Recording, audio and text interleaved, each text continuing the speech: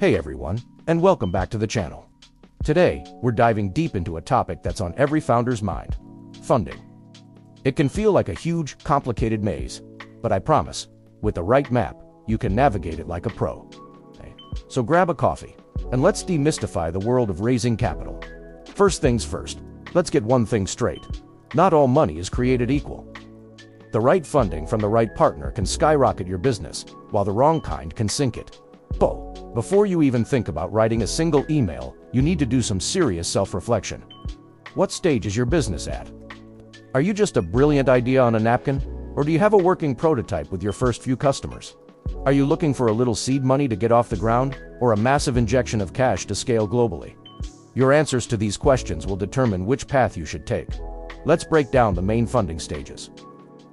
It all starts with pre-seed and seed funding. This is the earliest stage.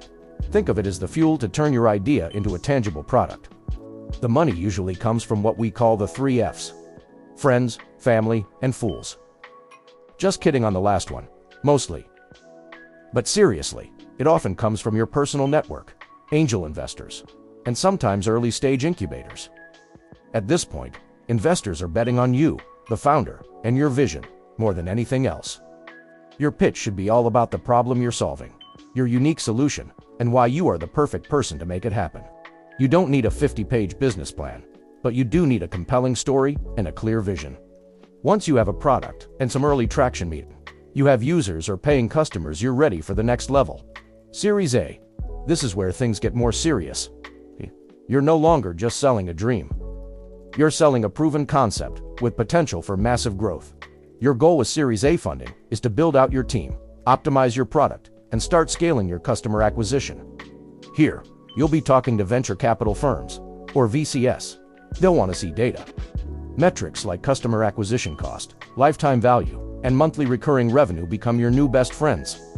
Your pitch needs to be backed by solid numbers that show a clear path to profitability in a large addressable market. Following a successful Series A, you might go on to raise a Series B, C, and beyond.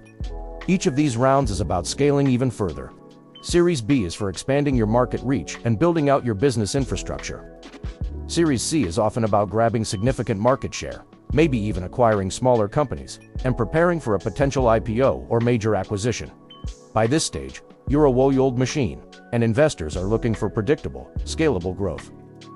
The due diligence gets more intense with each round, so having your finances, legal documents, and operations in perfect order is non-negotiable.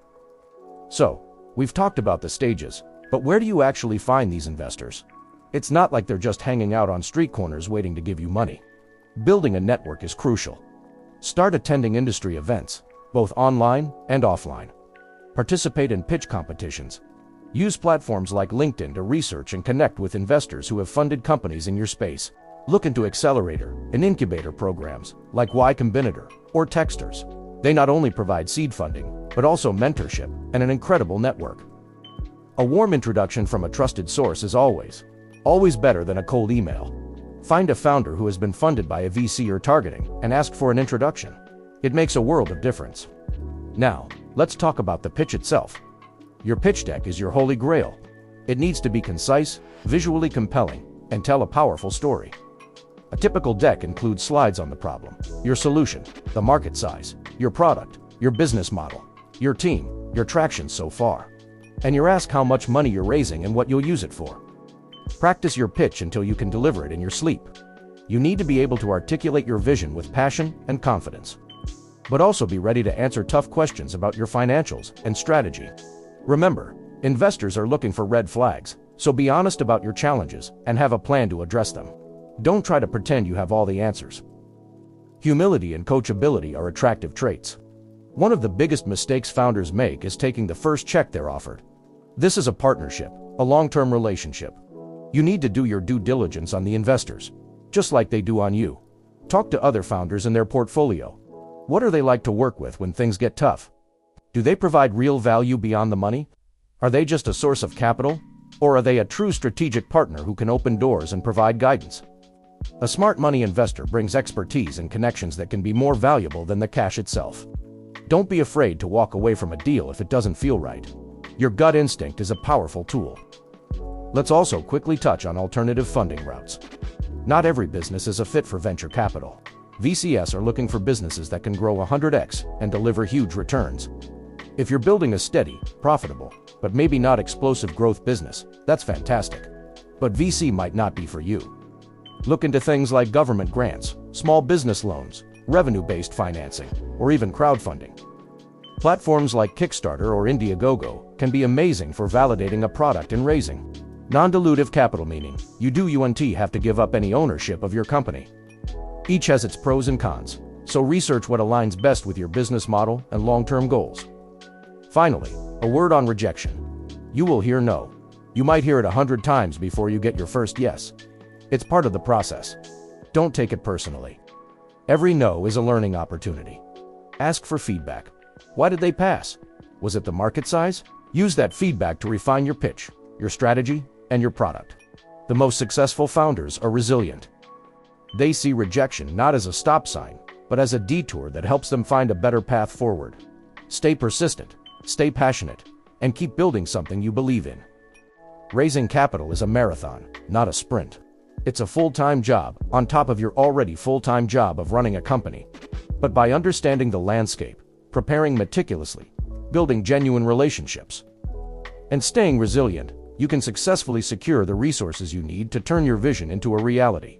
I hope this overview helps you feel more confident about navigating the world of funding. It's a challenging journey, but an incredibly rewarding one. If you found this video helpful, please hit that like button and subscribe for more content to help you build and scale your dream business. Drop any questions you have in the comments below. I'll do my best to answer them. Thanks for watching, and I'll see you in the next one. Hey everyone, and welcome back to the channel. Today, we're tackling a topic that can feel like trying to find a needle in a haystack for so many entrepreneurs and creators: funding. You've got the brilliant idea, the drive, the plan, but you need that financial boost to really make it fly. So, how do you go from a great concept to a funded reality? How do you navigate the complex world of funding opportunities like a true pro? Well, you've come to the right place. Over the next 10 minutes, we're going to break it all down, step by step. We'll demystify the process, highlight the different paths you can take, and give you the actionable strategies you need to secure the capital that will turn your vision into a success story. Forget the confusion and the overwhelm. So, grab a notebook, get comfortable, and let's get started on your funding journey.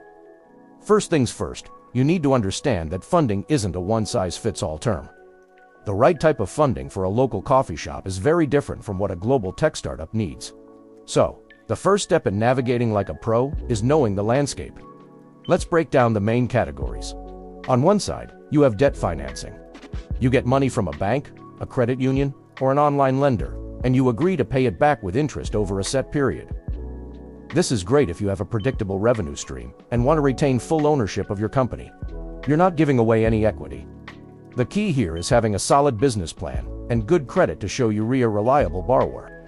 Think of it as a partnership based on trust and a clear repayment plan. This is where things get really interesting for high-growth, potential businesses. Instead of borrowing money, you sell a small piece. These investors could be angel investors, wealthy individuals who often provide mentorship alongside their cash or venture capitalists, or firms that manage a large pool of money and invest in a portfolio of startups. If the business fails, you don't owe them anything. This route is all about selling the future potential of your idea. But wait, platforms like Kickstarter or Indiegogo allow you to raise small amounts of money from a large number of people. This isn't just about funding. It's a powerful way to validate your product, build a community of early adopters, and generate marketing buzz all at once. If you have a consumer product or a creative project, this can be an absolute game changer. These are non-repayable funds given by governments, corporations, community development, or the arts. So it's definitely worth exploring if your project aligns with a grantor's mission. How do you prepare to actually go out and get it? Your number one tool, your holy grail, is your pitch deck. It needs to be compelling, concise, and crystal clear. Your unique solution, your target market, the team behind the magic, and what exactly will you use it for? Launch a targeted marketing campaign in the Midwest. Your pitch deck is your first impression, so make it count. Beyond the pitch deck, you need to have your financials in order. Whether you're approaching a bank for a loan or a venture capitalist for an equity investment, they will want to see the numbers. This includes your historical financials if you're already operating, costs and profits for at least the next 3 to 5 years. Now, everyone knows these are educated guesses, but they show that you thought critically about your business model and understand the key drivers of your success. It proves you're not just a dreamer. You're a business person, a realistic case, and an optimistic case. Okay, your story is polished. Your numbers are solid. Where do you actually find these investors? The answer is networking, networking, networking. You have to put yourself out there. Use platforms like LinkedIn to strategically connect with people in the investment community. Ask for advice, share your progress, and show genuine interest in their work. They want to see your passion, your resilience, and your coachability. So, start building your network today, even before you need the money. When you finally get that meeting with a potential investor, remember this: it's a two-way street.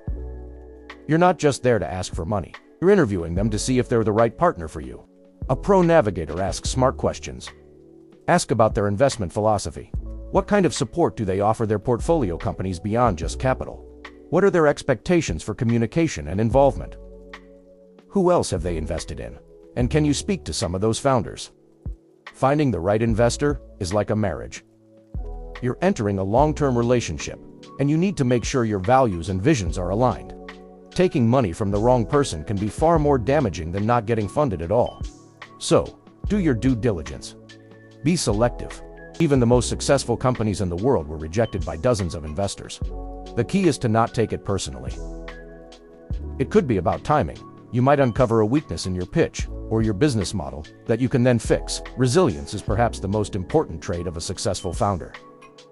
So, embrace the feedback, refine your approach, and keep moving forward with confidence. Your persistence will pay off. First, understand the landscape: debt, equity, crowdfunding, and grants. Know which path is right for your unique business. Craft a killer pitch deck that tells a compelling story and get your financial projections in immaculate order. Third, network relentlessly. Fourth, when you get the meeting, remember, it's a partnership. Learn from every no and let it fuel your determination. It's a marathon, not a sprint, but with the right preparation and mindset. Thank you so much for spending this time with me today. If you found this video helpful, please give it a thumbs up. It really helps the channel grow. Make sure to hit that subscribe button and turn on notifications so you don't miss a thing. If you have any questions or want to share your own funding journey, drop a comment below. I love hearing from you all. Keep building, keep believing,